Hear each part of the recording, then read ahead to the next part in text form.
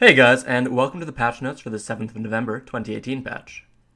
So, there's a decent amount of these patch notes. Mostly there's fixes and issue fixes, but it is better than an empty patch. So, greetings adventurers, as one event ends, another one begins. This week we ushered in the second part of the Celebrating Millions event filled with more golden rewards and fun. This week's patch also includes many routine fixes, so let's jump right in. So the new event, Recruiting Dragan Expedition. So, from after the maintenance until next week before the maintenance, Dragan is preparing to open up its roads to adventurers, and Ralupi is getting ready. She is recruiting for an expedition to explore this brand new region. A new title has been given out. To celebrate the reaching of 10 million players globally, there's a new title, Roar of the Millions. This title will be valid for 30 days from the point you claim it, and it will disappear afterwards. Celebrating Millions Part 2, Choice of 10 Million, will also begin until the 28th of November after the before the maintenance. 3 new events filled with event challenges and event quests have also arrived. Finally, Double Boss Drop is the cherry on top of the event. To welcome the start of November, the Double Boss Drop event will be added. So during the event periods, the chance to obtain boss items as loot will be doubled for the following monsters: Vel's Heart and Vel's Concentrated Magic, and sealed weapon boxes for Zarka, Nuver, Kutum, and Dandelion, as well as Mirmok Destroyer Often. The following boss monsters spawned using summon scrolls will drop Memory Fragment times 1 to 2 at a 100% chance during the special event.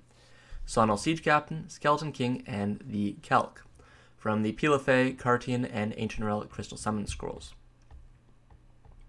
So ended events are the 2018 Halloween Escapade, Mischievous and Fortunate, and Bonus Back.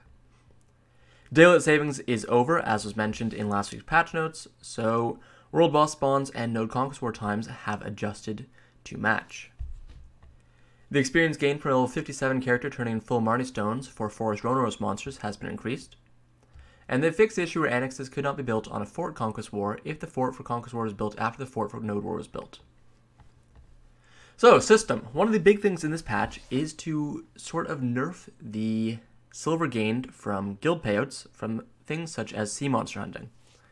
So how they're doing that is when the guild bonus is given out to one guild member per distribution, exceeds 500 million silver, so half a billion, additional taxes will now be applied.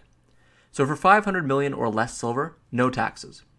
However, for the tax of 50% will be applied to the amount of silver exceeding 500 million silver.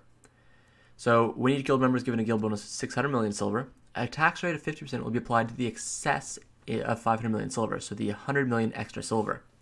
So if you give someone 600 million silver as guild bonus, they'll only actually get 500 million plus half of the remaining 100 million, or 550 million silver. Additionally, over a billion silver will get an additional 70% tax rate.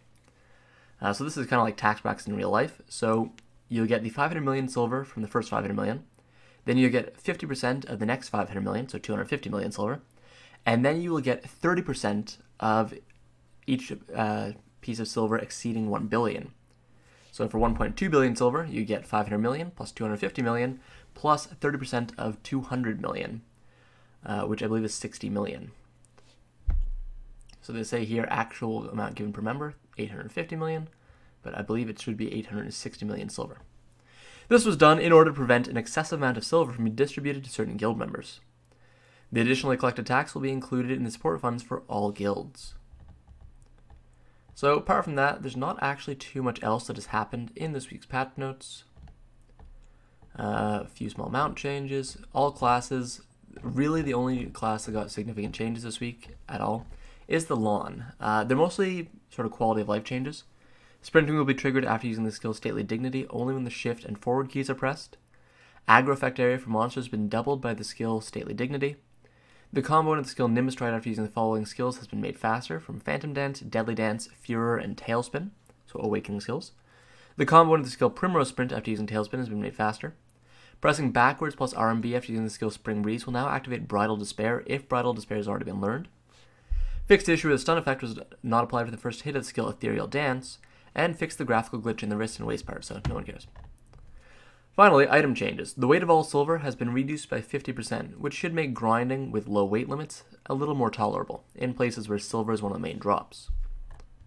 The item description of a few items has been changed. The price of the following fish obtained via harpoon has been increased, so here's a list.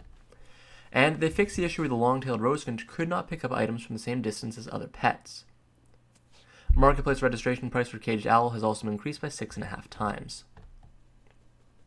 So apart from that, there's a few hotkey changes that you can, functions can now be assigned to quick hotkeys, and they now have tooltips explaining them.